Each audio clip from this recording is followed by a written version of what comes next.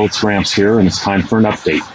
My last update, day 56, I was down 21 pounds. Unfortunately, I stayed 21 pounds for 4 days in a row.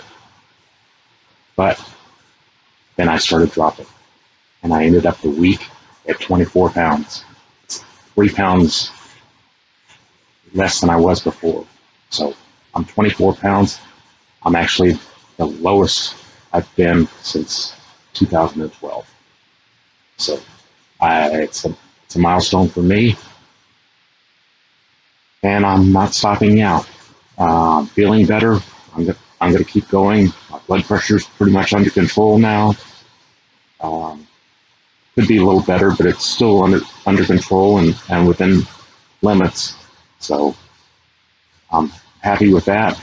I'm happy with the loss I've had so far.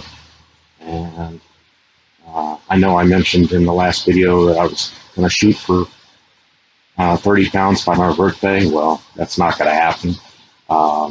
When I when I stagnated at 21 pounds for 4 days, that kind of put that out of the ballpark. So the new plan, since I'm so close to my birthday now, is let's make 25 pounds, which I think I can easily do since I'm currently at 24.